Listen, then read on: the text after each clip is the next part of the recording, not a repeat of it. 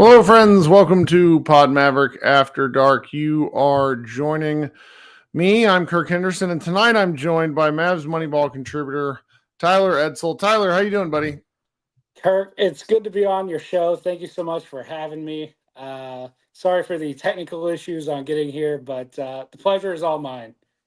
Well, we're glad you're here. Josh, he didn't need a night off. I told him to take a night off. So here we are. And, much like half of the Mavericks roster, Josh is getting to have a little bit of rest tonight. And Tyler, you guys may have heard from some of the many after shows we've had over the years. I bothered him enough, and he joined Mavs Moneyball and does some of our gambling writing along with anything else that he feels like doing. So the Mavericks won tonight in a really, I was prepared for them to lose this game. So they're 9-8. Now they're 10-8 following this 129-119 win. And after they lost the Miami Heat last night, I slowly sort of spiraled out of frustration, because just winning these games this point in the year is pretty important for how you perform over the course of the year. The first 20 games are very predictive.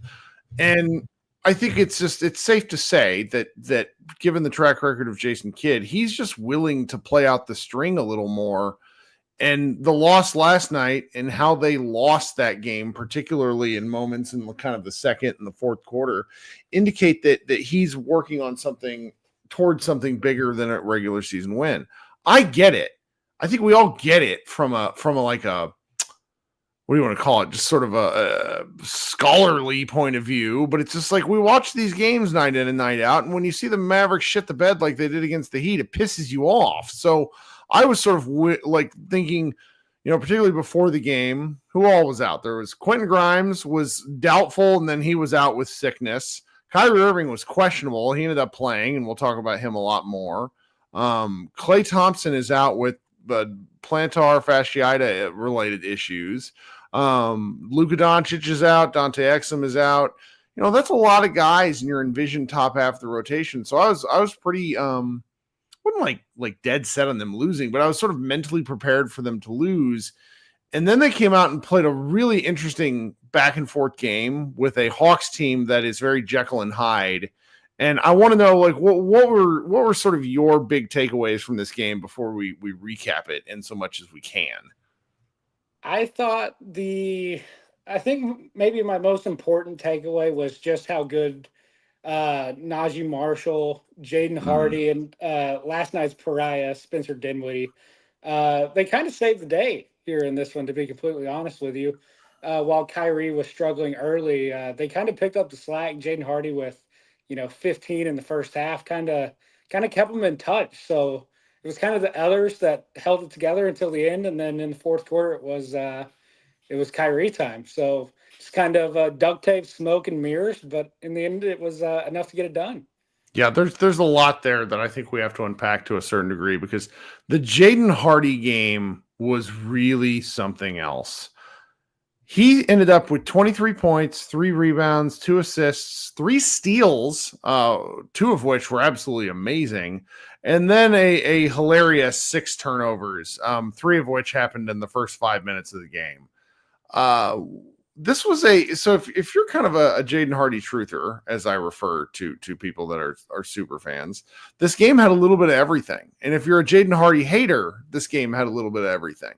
But his ending up, his plus minus being a -6 isn't really fair, because the Mavericks got blown out during a significant portion of the first quarter, and that was when he was on the floor. And the fact that they were able to rally from that, and then Jaden Hardy was able to play a big part in the second half, I think bodes well for his role in the offense moving forward. He had the 3 steals I mentioned this were pretty fantastic. Just really no other way to put it, because he had 2 where he anticipated where the defense was, where the offensive player was going, took the bump in the chest while swiping down, and ended up picking off the player in his dribble and taking it the other way, either for a layup or for fouls. And that's just not the kind of thing we've seen him do very much of. He gets lost in team defense, he just does. That's not me being an asshole. There's tape to prove it. But I like the one-on-one chops, because I don't know, a fair number of Mavericks end up seeing, like, they just kind of, okay, if there's somebody driving on them, they go like this. They're like, all right, we're just getting the fuck out of the way, and you can go to the basket. So talk to me a little bit more about what you thought about Jaden Hardy's game. I mean, as great as he was offensively in terms of just pure like shot taking and eventually shot making, I thought his steals were equally, if not more important. Just being able to string together a few stops, especially early. Like he outstole the NBA's leading steal man in Dice Daniels, which was the whole premise of where I thought this game could blow up. So the fact that Hardy got 3 steals to kind of go along with his offensive production, yeah, it was extraordinarily meaningful. Deeply unexpected, but definitely appreciated on the defensive end. Yeah,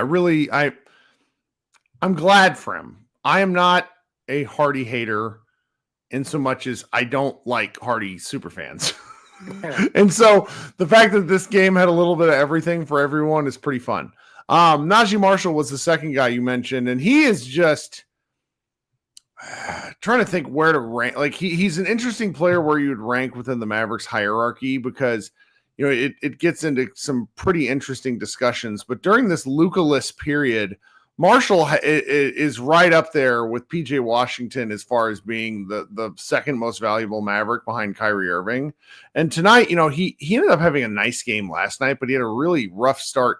Tonight, he was pretty important start to finish. He did have 4 ugly turnovers, but 22 points on 9 of 12 shooting to go along with 6 rebounds is I can't believe we're here with Najee Marshall. Like that was a fantastic basketball game from him. I quite literally don't have the words to put into how thrilled I am with Najee's play. Not just in terms of where it falls within this season, because I think it's awfully, like, it shows how important he is. But the way he's played, like, I think he's my favorite Mavs role player since, I don't know, Al-Farouq Aminu. Like, we're going back in the Wayback Machine. Like, he's just been incredible, especially here in the last 5 games. I saw the NBA University tweeted out that over his last 5 games, he's averaging 19.2 points per game on 74% true shooting. Like he's taking and making shots, which is critical without Luka. So hats off to him. He was spectacular again tonight. He hit 2 more threes, which was really something after the guy was just for the millennia in terms of how many misses he took. And one of his threes was as close to a Luka 3 that I can remember because it was like 4 feet behind the line and looked like he just kind of gunned it up and then it just went in. It was nice to see. So him getting additional looks and finding ways to be impactful is pretty important. It was nice to see. Let's see here. Where are we? All right. So I kind of got ahead of myself here. Normally I like to sort of talk about the game, but I really did want to talk about those 2 players first and foremost. But the Mavericks came out looking pretty sluggish in all forms of things. They were down at 1 point 16 in the first quarter. And so you're looking at this, and you're following along and going, why am I using a Monday night doing this? I mean, at least the game's early, but it was pretty heinous. Then they sort of just like worked themselves back into it. And by the end of the first quarter, they were down 28-31. A big part of that, and I just have to, it's just got to not admit it because I want all Mavericks players to succeed. But Spencer Dinwiddie, working his way to the free throw line really helped settle the Mavericks down. That in the first and the second quarter really sort of gave Dallas a lifeline when they were rather inept. I mean, the Mavericks looked like a Benny Hill video in the first 3 minutes of the game when they just couldn't score. So, with the first half of the first quarter being pretty ugly, the Mavericks actually came all the way back and kind of kicked the shit out of the Hawks for the significant portion of the second, only to die in the final 2 minutes of the half where they gave up a 12-0 run and found themselves down 61 to 67 or 67 to 61 with the Hawks leading. Jason Kidd channeled his inner Rick Carlisle in the third quarter. The Mavericks got down by 11 points pretty quickly. And then following that, Jaden Hardy went to work. Spencer Dinwiddie went to work, and the Mavericks sort of worked themselves back into this game. They were led by 1 heading into the final quarter. And then in the fourth quarter, Hardy and Spencer kept things alive early, and then Kyrie Irving went on just sort of a blitzkrieg of sorts where he scored 16 of his 32 points in the fourth quarter, including four not wide open, really impressive 3-point shots and a pair of assists, including one to a Maxi Kleber who dunked the ball, which was, I mean, you'll see a leprechaun before you'll see Maxi Kleber dunk the ball. And then, at that point, the Hawks were just shook. There was a really, really cool block with about a minute left where the Hawks get a fast break layup and Kyrie just sold. I saw him walking the other way. And clearly he knew something I didn't, because PJ Washington blocks whoever shot that was off the backboard. Kyrie Irving then takes it down and scores on a really nifty layup to effectively seal the game. And that was the game here. It was, that's kind of the high level recap. Did I miss anything there? No, you hit everything. They were down, 16 early. It was just incredible resilience. And kind of to your point, I thought early in the third quarter, because it was a 12-0 run to end the half, and then the Mavs were down 11. I believe it was like a 17-2 extended run. I kind of thought their second night of a back-to-back, they might just be out of gas, but I got to give them credit. They hung in there long enough and then waited them out in the fourth quarter, and they walked the Hawks into waters they couldn't swim into. So it was pretty impressive, I must say. Just sort of like peace-inducing, because the Miami game was really fun right up until it wasn't. And so this game following sort of a similar script, only the Mavericks actually effectively closing the door, was really nice. Was really, really nice. Okay, we're going to take a quick break here. And I want to talk to you guys about our first official sponsor here at Pod Maverick. You've heard me do it the past few podcasts. I'm going to do it again. Several weeks ago, we were approached by a company that is only here in Dallas, and I want to say the Bay Area, and maybe in Austin. It's a company called Body Spec. They provide what's called a DEXA scan, which is a full body composition scan that helps you understand what's going on with your body, whether you're an athlete, a parent with a desk job like Josh and I, or just a person considering getting, back into shape and, restarting your fitness journey. A DEXA scan is a great way to figure out where you are. If you'll head to the show notes and click on the Body Spec link, you can see what I'm talking about. Guys, it really helps Josh and I, really helps us. If you value our show, going to the link and signing up and getting one of these body scans is the best way you can help us.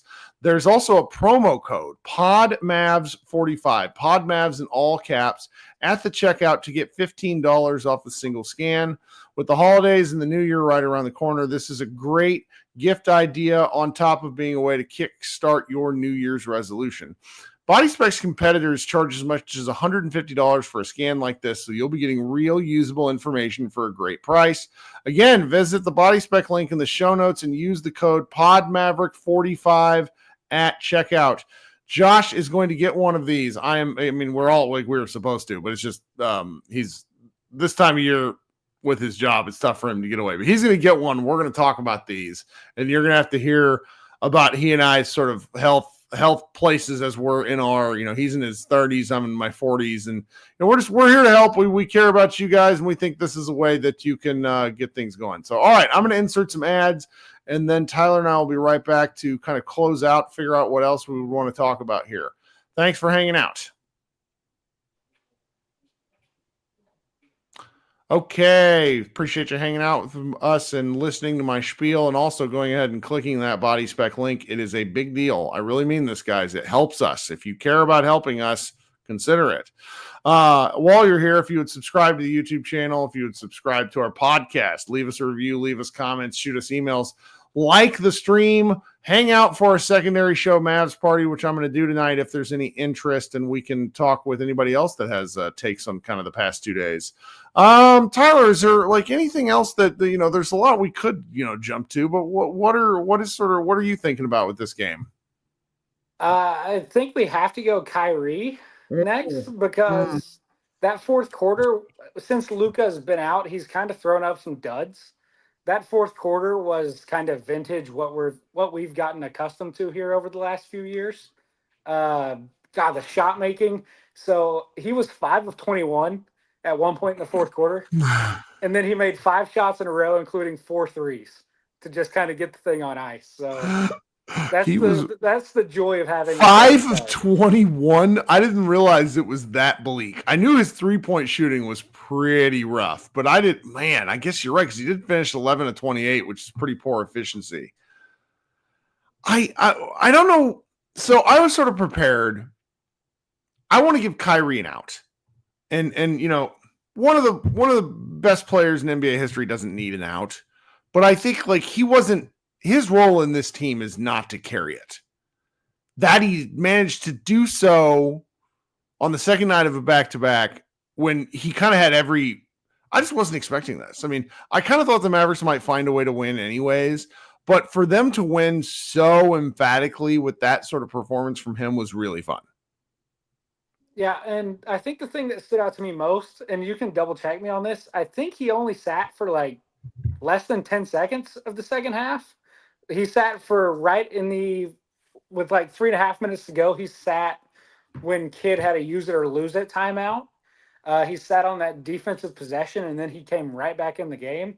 Other than that, I can't remember him sitting for any other part of the second half. So for him to grind out a game where he was questionable going in with the illness, definitely wasn't at his best in the first half. But for him to do that in the fourth quarter he went out there and dug that out of the dirt tonight. That was an incredible job. Yeah, I really enjoy watching him shoot the ball, because even when his shots aren't going in, they look good. And so it's almost a surprise at this point, because Brian Roby and I were talking during the playback where it's like, man, he said something where it's like, I feel like Kyrie hasn't hit that many transition shots lately, which was funny because there was a stat that came out before the Heat game where he's just he's apparently incandescent on these pull-up shots in transition. So him sort of finding that element again was really important. There's just not much more to say about him other than it's nice to see him come through when the Mavericks need him. I think his it's probably isn't fair, but the playoffs sort of took I wouldn't say his reputation took a hit, but he didn't have his best playoffs. I think he would admit to that. He had a couple of good spurts, but otherwise he was primarily shut down. It's one of those things that really confuses me when people are like, Luka didn't play very well in the playoffs. And I'm like, who did? The Mavericks won a bunch of games, and I'm sitting there wondering, well, who played? Like Lively, obviously, and I guess Luka played okay at spurts, but Luka and Kyrie didn't even play that great, and they still got all the way to the finals. So it's just sort of where we are. I would say that, and I've talked about it already, but I don't know if I have talked about it because I wrote the recap too, and my brain is mashed potatoes.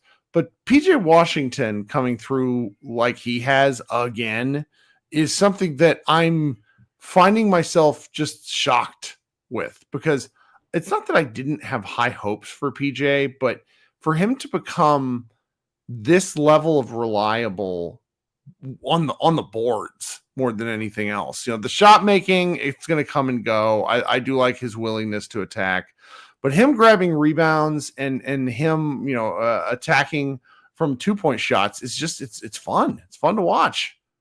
Do you think he's elevated his game, or is he just at a point where he's getting more usage in terms of, guys being out and things like that? I think it's pretty clear to me that he's elevated himself, especially on those little things like his post work, getting rebounds especially. But the fact that he's been able to produce like this, especially in the last week, it is noticeable when he's on the floor versus off. Like that Utah game, not being able to secure rebounds, some of the little things like that. It's just, he feels like such a big connecting piece, kind of what I viewed Exum as last year, in terms of just being really good at connecting the dots for this team. PJ feels like he's at that level, but even better in terms of being able to produce the scoring and then the rebounding as well. He's been a delight here in the last week and a half or so. I do need to correct myself. McGurble pointed out that Kyrie had a really great first round. And honestly, I sat there for 20 seconds and went, who the hell did the Mavericks play in the first round? And the answer ended up being the Clippers. And yes, he was right, because Luka was kind of goofy during certain points of that series. But the PJ of it all is interesting. Victor Lugo in the chat, points out that PJ attacking off the dribble, that is something I've really liked because it's been decisive work off the dribble. It's short post ups. It's not just him standing and shooting, and it's also not just him. If you know the catching at the 3-point line, sizing things up, it's a slower play. I've liked him off the dribble where he's been attacking rather ruthlessly. And, frankly, in the first part of this game against the Hawks, I don't know who was guarding him. It felt like the Hawks had a bigger guy guarding PJ. His shot was a little short, but he kept pressing. He ended up being 5 of 11. He only shot 3 3-pointers. So let's see here, that's 4 of 8 from 2-point range. And there was a couple that you could tell that he absolutely wanted back where he just sort of short armed them. And those shots are going to be there for him. They're just like, that's the sort of shot that a defense is going to have to concede with Kyrie and Luka on the floor. So seeing him attacking is really, really nice. I don't know I'm sort of over the concept of him being a reasonable 3-point shooter, because if he's going to attack like this off the dribble, I can't say I care. Is that silly? I don't think so. And the way he's driving, last year it felt like at times he was driving aimlessly without a plan. This year, it feels like every time he drives, it's with intent, and he's got a plan on what he wants to do. I think that's the biggest difference. He's still from time to time will get, stripped on his drives, but it feels like less of a regular occurrence, and I think it's because he's got a plan on what he wants to do. I mean, he had 1 turnover in 39 minutes tonight. Now, it's not like he has the ball a bunch, but you're speaking to something there, and I want to go check out his game log just to see what's been going on the turnover front. Yeah, okay. He had 4 against Denver, which that's a higher usage game for him. But since he's been back, which started, when was he back? 16th, because he missed basically from the 4th to the 16th. He's only had 10 turnovers in all these games, and he's had the ball a ton. So that speaks to a fair amount of what you're talking about there in terms of his improved efficiency. I like seeing it. I do, because if he is, and this, I don't know, the Luka coming back is going to be really interesting, because Luka has to, I think, pick up the pace of his play so that these guys can continue to exploit defenses. Because if they're freaking out about Luka and Kyrie, PJ Lively, Klay Thompson, everybody else should be getting better looks. And that means a better offense. So hopefully we'll see some of that whenever Luka comes back, which hopefully is next week. Yeah, I do. I don't know if you want to touch on it real quick, because Lively only played 11 minutes and then he left due to the illness that came back. That was why he left. I missed that. Yes, so he was ruled out at halftime. He got sick, I guess. Do they all have like Miami flu? What the fuck happened? I don't. Hey, Miami and Atlanta nightlife back to back. Ooh, tough one. But I do want to give a quick appreciation to Maxi Kleber. I was ready to ship him back to Berlin, but the fact of the matter is he played some 5 in the second half. Yep. And he was pretty productive, especially considered, kind of what we'd seen from him earlier this year. He hit a 3. He played decent enough defense, and he was part of the lineup that got the Mavericks ahead in the fourth quarter, because Gafford didn't come back in until – I don't think he did come back in, actually. So shout out to Maxey. I was ready to be done with him, but that was – he kind of picked a good time to put it all together. Well, the Mavericks needed the moment, and frankly, Maxey was, he was lesser on the blame sheet, but he was one of the many Dallas bench players who just died against Miami. So the fact that one of his, terrifying straight line threes went into the basket, it's a big deal.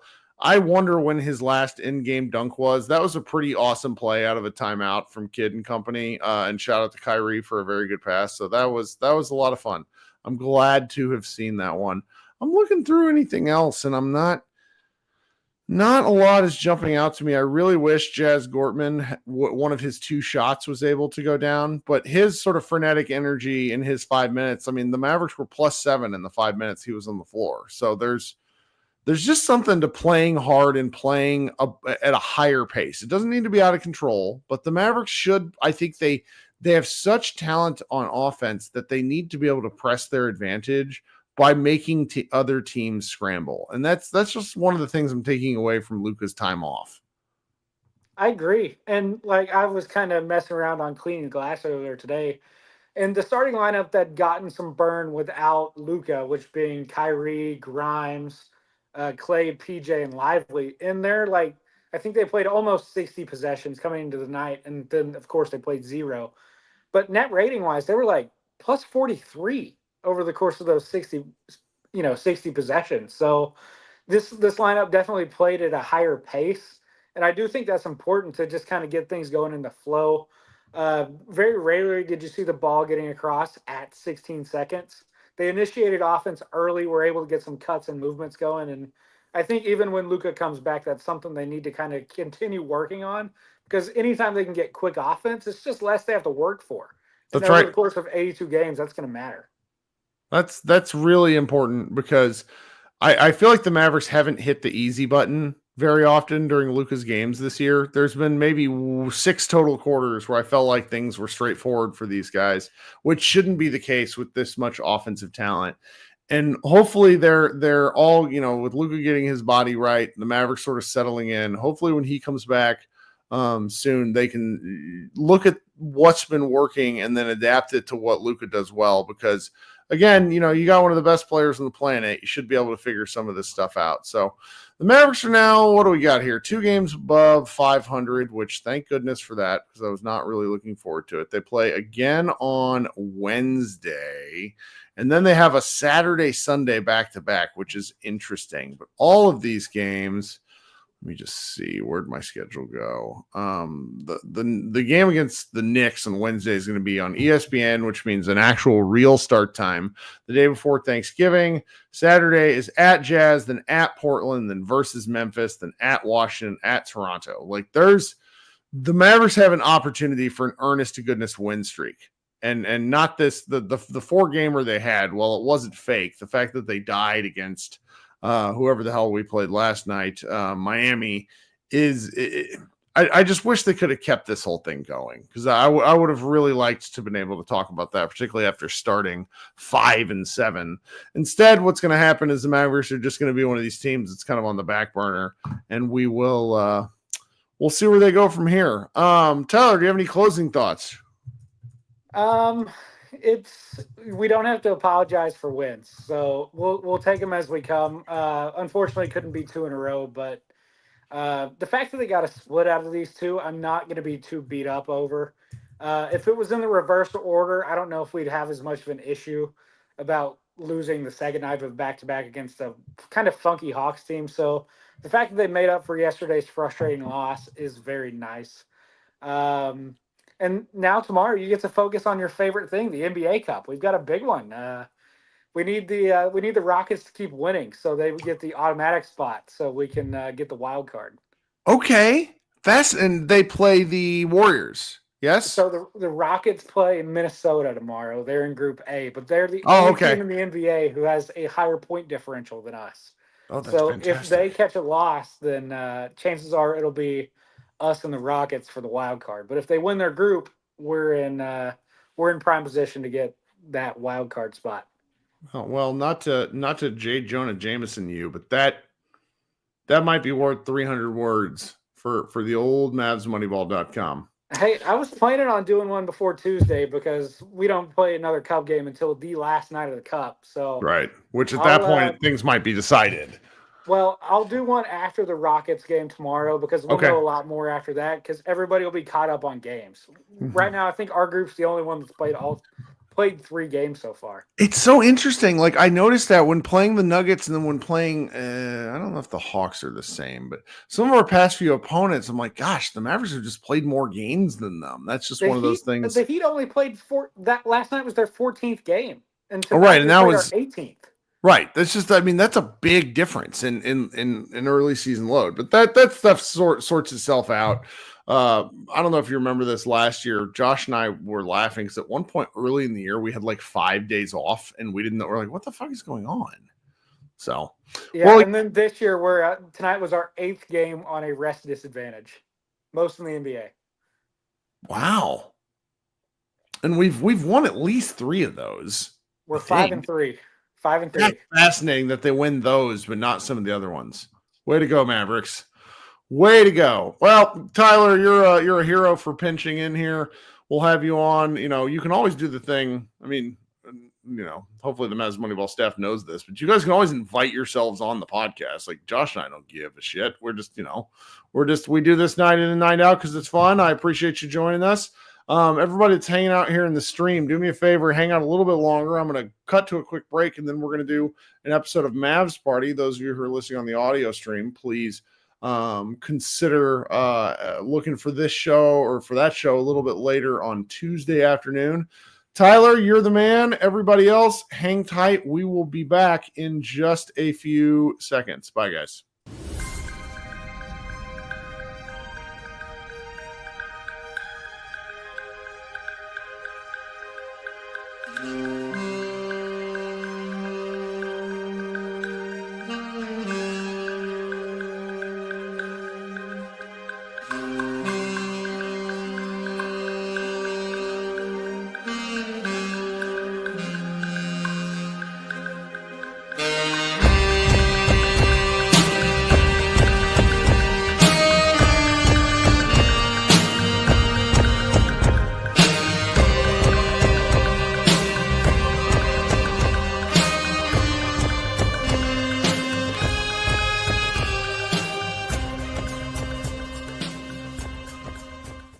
Welcome back, Mavs fans. I'm Kirk Henderson. This is Pod Maverick presents Mavs Party. Where's the correct overlay? There we go. Mavs Party. The Dallas Mavericks won tonight against the Atlanta Hawks, 129-119. A game that they, in my opinion, really, really needed following a maddening loss to the Miami Heat the night before. In overtime, Kyrie Irving played a really fantastic fourth quarter after three sort of tired looking quarters, and he had every excuse in the book as to why, because he's been helping carry this team with Luka out and has really been perhaps the most consistent Mavericks player of the year.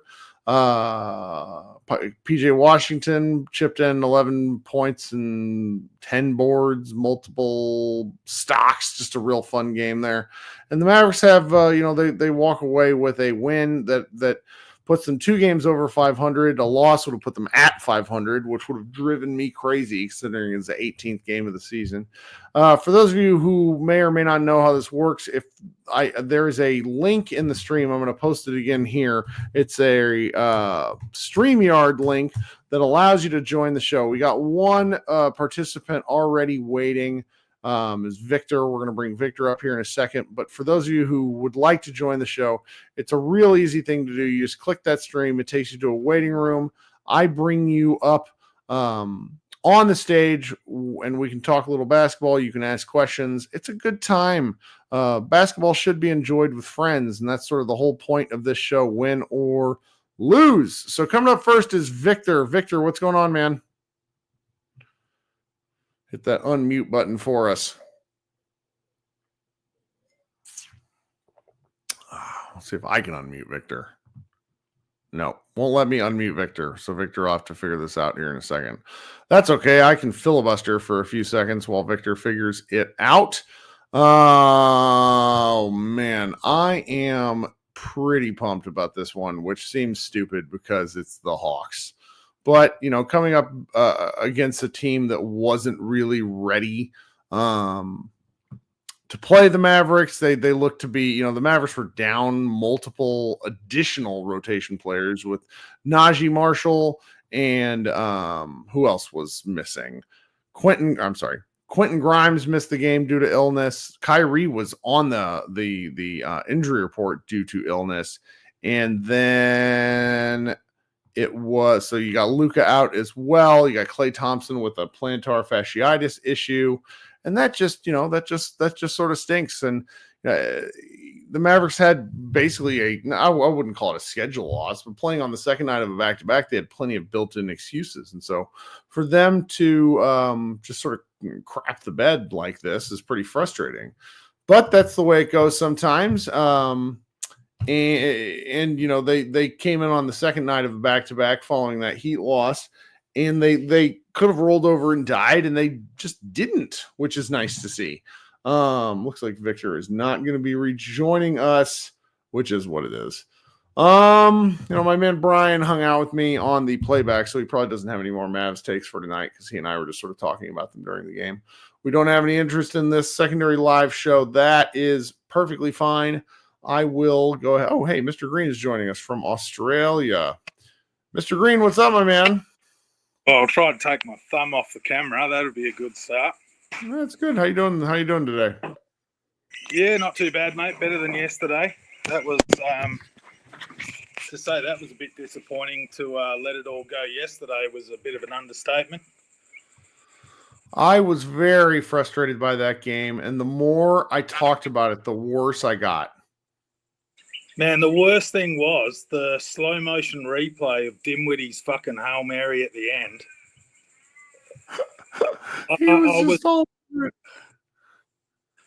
I was almost going to be productive yesterday until I seen that ball jump out of that hoop, and then I was like, nah, I'm mowing the lawns. That's all I'm doing. I'm mowing the lawns. I like it. I think that's an important way to handle frustration with a team loss like that one. I didn't know, go ahead. Yeah. Well, kids' comments post game floored me.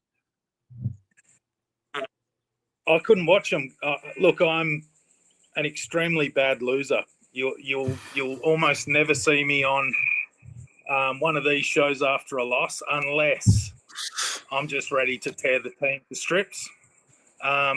But I couldn't watch any of that shit yesterday, mate. I didn't want to listen to Kid because Kid just plays all of us in his post-game press conferences after losses. And if you read too much in it, you'll go fucking insane. And it's not worth my energy. I can't do it. This is a fantastic comment from one of your, I'm pretty sure Jared's also in Australia, and he says, good to see Dyson Daniels recruiting Kyrie at the end of this one. Tell me something. Tell me something. Why didn't Dyson Daniels play as much on the Olympic team? Oh, he got a fair bit of run. Okay. He was playing. It was Thibault that got the arse, remember? Thibault got dropped before the Olympics. Dyson played a lot of minutes, man. And I'm misremembering. That's my bad. Yeah, he's an excellent player, but he had a shit game tonight. He was not impactful tonight. I do watch, being an Aussie, I do try and watch our boys regardless of who they play for. And Dyson was, man, through the first 2 weeks of the season, he was one of the best players going around the league in the first 2 weeks of the season. So impactful. Defensively, just a monster. But, man, offensively, he was just lighting it up, which really unusual. Like, I'm sure a lot of Pelicans fans were ready to go and knife the front office after watching the first 10 games of this season. He was really playing well. But he's that sort of player, man. He's the right height, he's the right length, he's the right build to be that menacing wing defender. And if he can knock down a few shots, then we all know what it's like in this make or miss league. You know what I mean? Very much so. And that's just sort of the way it goes sometimes. But I'm glad to see Dallas get a bounce back win because one of the things I talked about on my Twitter feed last night, was I know Jason Kidd's not going anywhere, right? And so when he does stuff that trolls us, I have a hard time talking about it in a meaningful way because I know he has a method, but I still value regular season wins. I want them to have home court. I think home court matters. And, he might look at me given his playing experience and coaching experience and go, you know what? I don't think it does. And he would probably have the better argument.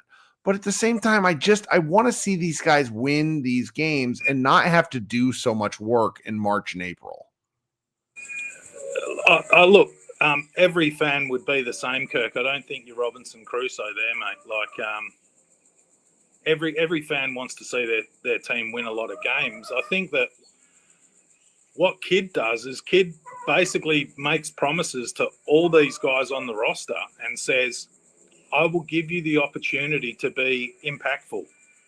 And he just gives them enough rope. I mean, it's like you with your kids, mate. You You tell them not to do something, and then you see them doing something stupid, and you know they're going to get hurt, and you go, you know what? It's just going to be quicker and easier to let him fall off the top of that slide than tell him for the 500th time, don't go on the fucking slide. It's just the most accurate description of my weekend I've ever heard. Just over that is my life. I kid you not, man. I had a talk with my I had a talk with my 8-year-old today, and I was like, buddy, mom is telling you what you'll do that will make her mad, and you're ignoring her. What do you think the outcome is going to be? She's going to be mad at you. And it's the same thing with the coaching stuff, where kid is better at this than I will ever be. But at the same time, I just want them to see them do well in the regular season. It would ease my conscience, because I hate the way this team gets talked about, because on a national level and in a narrative sense, there's this idea that this team is not quite as good as they have played.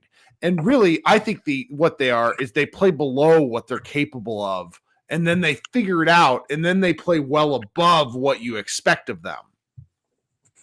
Yeah, I mean, to beat expectations have to be low. Poor play in the first half of the season through the first 40 games lowers expectations. So when you actually live up to your roster's capabilities, then you exceed expectations. One thing that I've noticed in the national media about Dallas is even when they're playing well above their expectations, they don't get much love for it. And it comes down to the fact, in my opinion, you've got, and look, I don't think this, but I'll just say the general narrative. You've got the fat, lazy white guy, non-American on your team, and we don't really want that guy to succeed. And the unfortunate reality is this league has been dominated by foreigners now for 8 years. Yep. And it's not even close. Like, it always makes me laugh with the Stephen A's and the talking heads of the world. You know, who's the next American MVP? I said, mate, we could be waiting fucking a decade or two before we find one. I think that's right. I do. They're talking about Cooper Flag might be it. Man, that's a pretty sad predicament to be talking about it. But why should it matter? I mean, the NBA was, I'm old enough, getting close to 50, to have seen the full spectrum of NBA's penetration into the Australian market. And me and my father were huge hoop heads back in the day when I was 14, 15, 16 at school, buying the latest Jordan 3s, showing my age there, Kirk. You've probably never seen a real pair of Jordan 3s in your life. No, only the remakes. That's incredible. You're too young. I remember when I was 16, me and my best mate, who was, my running mate on our basketball team, the Parkwood Pistons, we went on holidays to Singapore with mum and dad. And, man, we came home with a brand new suitcase full of shoes and full of hoops cards. And I don't know anyone who'd have a larger basketball card collection from their youth than me, because I don't throw shit out, mate. I'm on 20,000 square meters, and I've never thrown anything out that I've ever owned. I'm Scottish. So I still have everything, but man, I was actually thinking for a laugh of pulling out some of my Derek Harper fucking basketball cards, and who was the big tall guy that had no neck and the real long arms that played for Dallas, and he played for a lot of teams. Sam, short neck, real long arms, excellent shooter. I think Bowie? He won. No. No. Cassell? No, I think curly hair, 6'10", 6'11", real long arms, good shooter. I think he played number 41 for the Mavs. This is going to kill me. Someone in the chat surely got our back, Kurt. I know. No, normally we got Cowboy in here, and he's Sam Perkins. That's it, Sam Perkins. There we go. Shout out to Jared, your fellow Aussie, for knowing this. Yeah, I should. Yeah, well, the Aussies, mate, they're a smart bunch. I can't take too much credit, mate, because like I said, I didn't move to Australia till 1981. So, but look, the Mavs, they don't get talked about a lot in the national media, and they shouldn't, mate. They're a fucking 500 team again. and they got a lot to prove. I don't think Kid cares too much about home court for the fact that we're not winning the games. Like, if we're winning the games, he's going to care. But I mean, how many losses did we have by one shot? Was it 4 in a row? Was it the most ever or something? I remember Followell saying that, there's only 4 teams that have ever lost 4 games in a row by one basket or less. What do you do? It's certainly us, man. We're capable of this kind of frustration. Has been since I've been following you, mate, and that's I went back and rewatched every game of Luca's rookie career, but I really started honing in his second season because I've told you this before, mate. After watching that guy play, I thought this might be it. I watched the whole Jordan era, and my dad's been to the US quite a few times to watch basketball, and he got to watch Jordan. His favourite guys were Sean Kemp and the Glove, so he's been to Seattle a few times and watched games there, and we both agree, he's a frustrated Celtics fan, and he made me watch the first 4 minutes of yesterday's Celtics game. I don't know. Did you see Brown go off in the first 4 minutes of yesterday's Celtics game? Holy shit, man. Pretty awesome. Have you got League Pass? I do. He had 2 steals, a block, and 5 threes in the first 4 minutes of the game yesterday.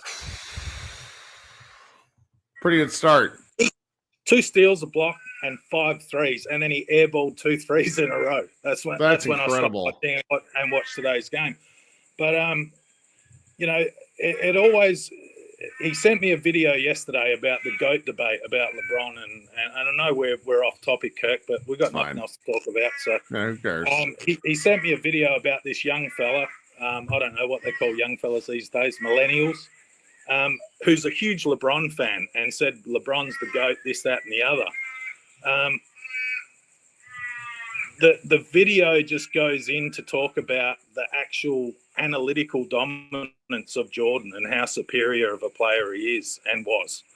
And I'm just so blessed to have been that kid, man. I remember watching Lakers and Celtics final games on ABC, and we were getting them over here at 11 o'clock at night when I was supposed to go to bed at 10, as a young fella.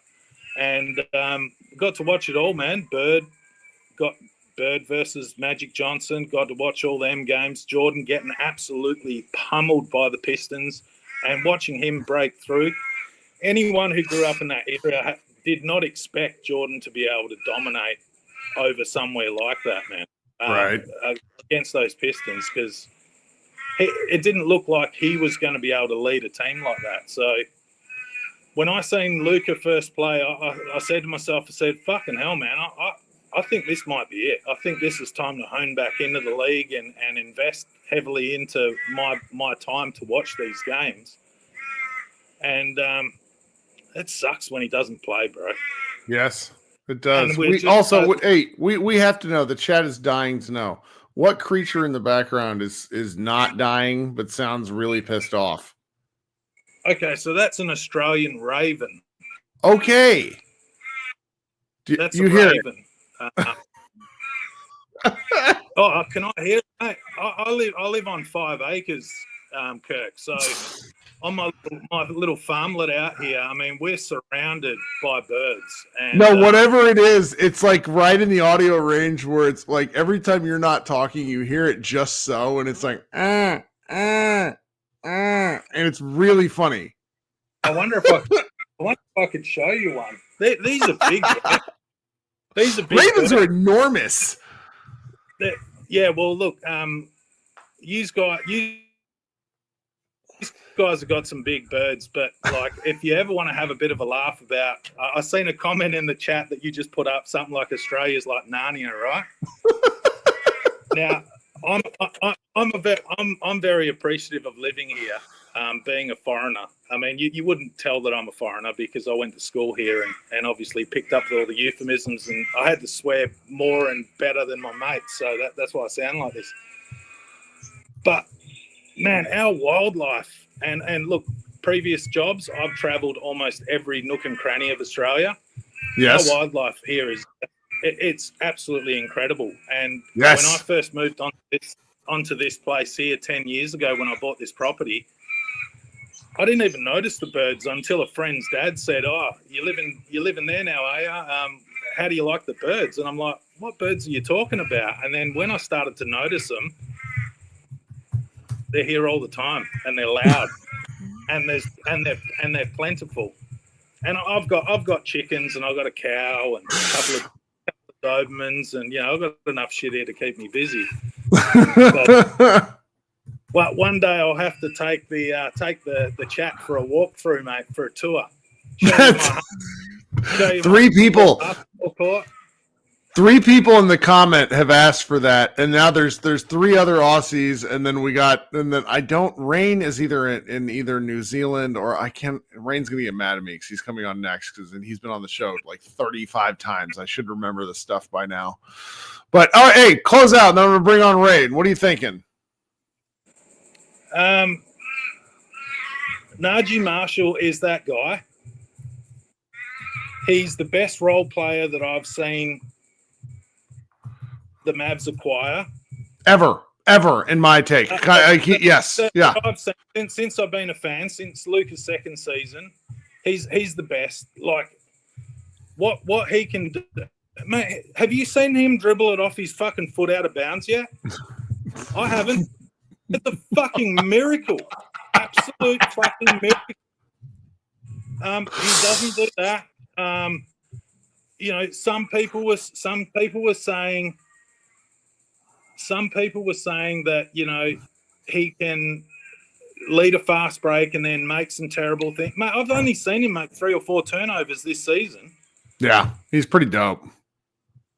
Compared to Derek Jones Jr., and I don't like to compare old players because, look, everyone loved Derek Jones Jr. last year. His dunks are just, man, they got me fucking pumped. I was off the couch, risking a fucking thigh injury. You know what I mean?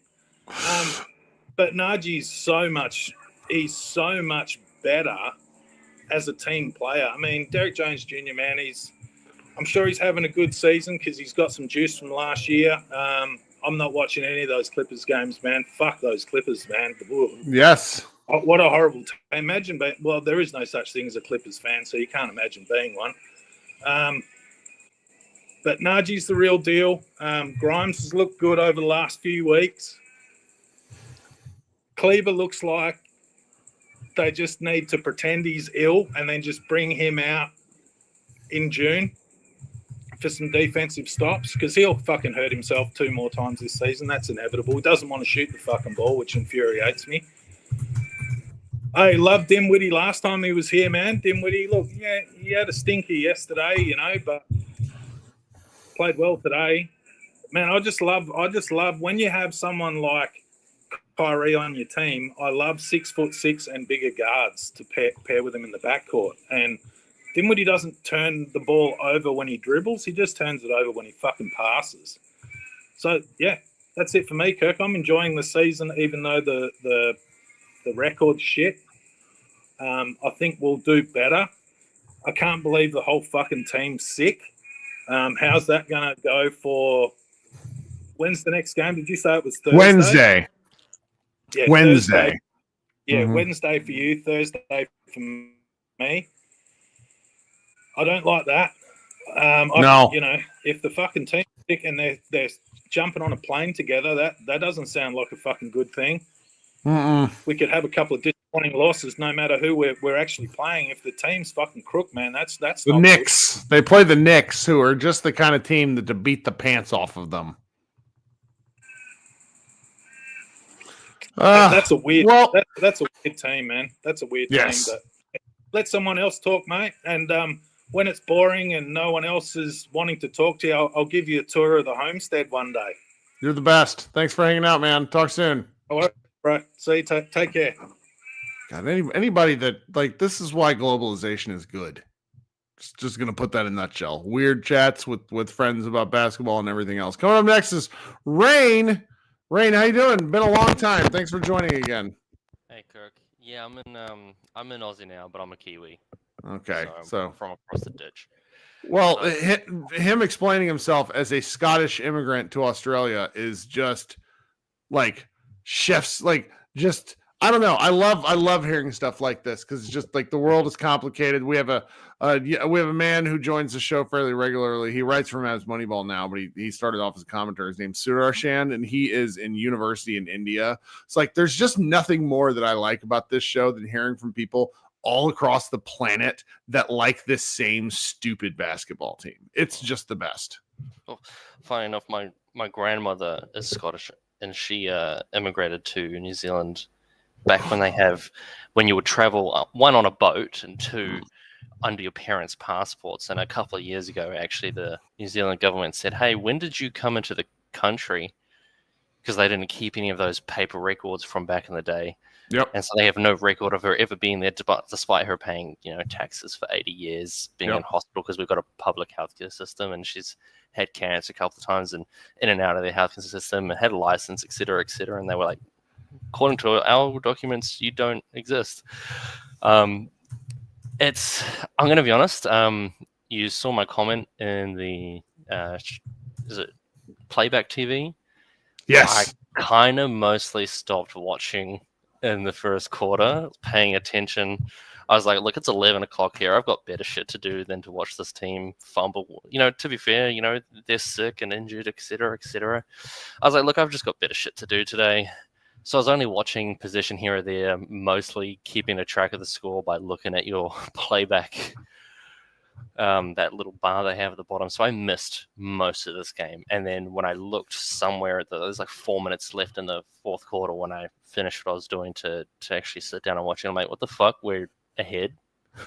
Yeah, I wouldn't say you missed the game. You missed the fourth quarter. The game was ass. The fourth quarter was fun. I see Najee is hitting threes. I was like, shit, if Najee can hit threes, he's like the golden goose this team has absolutely needed. Probably not such a spicy take, but I'm not going to have a lot of takes from this game because I missed so much of it. But team-wise, I think I said on another playback that Clay might be our new Winter Soldier, but looking at the stats of how much shooting improves. It's such a mean comment that makes me laugh every time. But here's the thing, as it is right now, and maybe we just have to let him play it out, play it through. But if Najee's hitting threes, even if he doesn't get treated like a shooter, he doesn't get the space because he's actually a threat to drive. If he gets the pass, he's still going to take some defensive attention away from Luka and Kyrie if he's on the court. So I'm saying, theoretically, if we did replace Clay in the starting lineup with a Najee, one, obviously our defense is going to be a lot better. Two, he's still going to take some defensive attention. And if he's not respected as the shooter, sure, he's not going to go 6 for 10, probably. But he might, like this, go 2 of 3 and get some respect and be able to get a couple of driving lanes or do some driving kicks. He's a complete package. I love Najee. Najee is quickly, him and PJ, Najee, and Lively combined are obviously, I love Luka. That's the reason why I came to the team. I've come to love Kyrie. I, like you, was not keen on him coming to the team, and now I love him. So, but those 3 players are the heart of our team at the moment, really. I think that's right. But then again, with Clay, knowing that he's going to pick it up and how much he hated being on the bench in Golden State, is it worth the risk? I don't know. It's a new team. So I saw it's probably something not today, and I'm curious for your take on this. I saw something today from somebody, and it's somebody I follow on Twitter, but I don't know the validity of this information. But it was said with kind of the casual nonchalance of it wasn't a tweet, it was a reply, and it was, Clay is on a 30-minute per game restriction right now, though it's not broadcast anywhere. And I sort of that explains some stuff to where I still think there's plenty of opportunity for Clay to get more chances. Only if he knows he's on a minutes restriction, then hopefully that's not fucking with his psyche too much the way things seem to be going in Golden State. You know what I mean? Yeah, I hadn't seen this, and I wouldn't have thought it because a player of his age with his injury history, getting around with the other guys we've got on the team, and the fact that he hasn't been that hot, I didn't see anything weird about him only playing around 30 minutes a game. Honestly, I'd be fine with him playing a little bit less if someone else, if Najee's Agree. hot. Like, actually, this is a take I have about Kid, and I might be wrong. Maybe it's a bit of recency bias, but in my memory, Kid tends not to actually ride the hot hand into the fourth quarter. He goes, this is my plan. I think the team needs this extra ball handler. Using last game as an example, we need Dinwiddie in the game because we need another ball handler to support Kyrie out there, and he's going to stick with that despite Najee being the hot hand at the time. Right. And maybe I'm misremembering, but that feels like a trend that he rides with his pre-game plan more so than making the actual in-game adjustments. Like, based on, I 100% agree, because it gets to the point to where I almost think it's like I guess in boxing it's called like a rope-a-dope, where you like sucker other team, you sucker your opponent into thinking that this is your plan, to where it's like, okay, the rap on Kid is that he doesn't make adjustments, and then all of a sudden in the postseason or the last 20 games of the year, he starts making like rapid adjustments to what teams are doing. I don't know. Like, Kid is crazy in the kind of way that champions are made from. So it's like, I feel very uncomfortable doubting him as much as he pisses me off. I agree. And again, somebody mentioned on playback, Jason Timpf, speaking on that in the postseason, his take was that Kid doesn't make a lot of in-game adjustments, but game-to-game adjustments, he makes big moves. And he, especially like in that Sun series, game-to-game, he was making adjustments that actually made quite a big difference, whether it be who guards who, etc. But yeah, I'm kind of getting sick of him. Like, in his comment again, like that. I was on the DLS watching that one, probably not live actually, and they were going fucking crazy over Kid's comments. And yeah, he was probably telling us some bullshit. You know, he doesn't always tell us the truth. I don't think he ever tells us the truth. Yeah, but that's an insane comment to make, especially with how cold he was. Like, everyone has a cold game. That's fine. Get him the fuck out the game.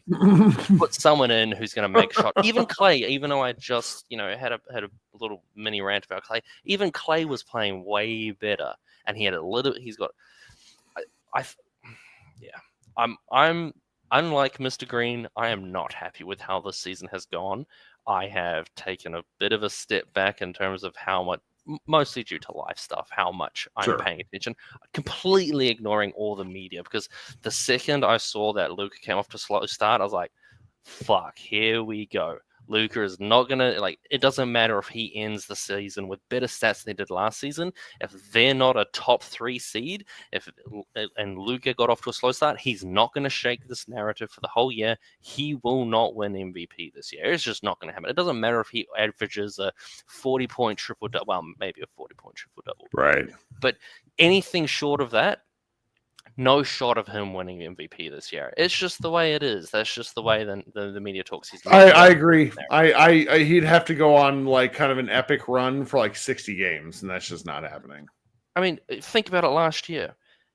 Embiid has his 70-point whatever. And then, within a week, Luka had his 70-point game. And immediately the narrative is, we got to fix the scoring. This is the fucking problem with the game. Right. Like last, I kind of am in the vein of right now. Luka may have with last year lost his shot to win the MVP. Yep. Which is sad, because he's definitely an MVP worthy player. But I'm hopeful that he's going to come back. To me, it's just looked like he's had lower body issues that he couldn't shake from the end of last season. So hopefully with this wrist, I'm kind of hoping he takes a little bit more than a week and just comes back and gets right and is in better shape. I don't know. I see the pathway for this team to be good, but I also see they're just on this knife's edge where they could fall off the wagon almost as easily as they could be a top 3 seed. It's an I don't know. It's a crazy season, but I'm just not going to take what we're getting with these role players for granted. I think that's fair. Well, man, thanks for hanging out and helping me throw up this show. I appreciate part of your day. No worries. Thanks, Kirk. Sorry I haven't been on these more. I might try and find more time, but I'm real bad about doing these because, like, I don't know. I'm just so tired. Just for example, it's 2:30 for me right now. Like, you know, 10:30 is fine. It's like the games that start at 7:30 Dallas time in the night and then finish at like 10:30, and then I do one, and then I do another, and all of a sudden it's 1 a.m. That's what it ruins me.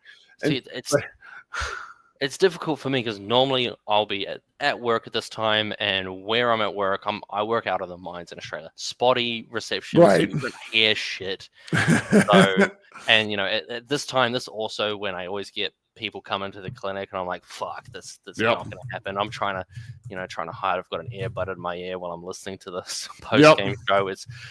It is what it is, but I'll try and get in here more because, hey, it looks like we're on the up and up, and I'll try and forget about last game. I think there's a chance of that. All right, Rain, talk soon. Right. See you, Kirk. Thanks. All right. Guys, this has been a lot of fun, more fun than it deserves, but that's why I do this show, for the people who actually really care. It's a fun community. You guys are great. It's been Kirk Henderson with Pod Maverick. If you guys haven't done so, like I said, in the previous shows, it would be very helpful if you would head to the body spec link in the chat. You can get for those of you in the Dallas area, you can get a DEXA scan for $15 off using the code PODMAVS45 at checkout. That's all caps, PODMAVS45 at checkout. I've really enjoyed my experience with them. I'm going to get another one probably at some point after Christmas just to see if I've somehow made myself worse with all the holiday indulgences. But, if you like our show and support our show, that's one way you can do so. This has been Kirk Henderson at Pod Mavericks. Or Pod Maverick. Ugh. Everybody have a great day and go Mavs.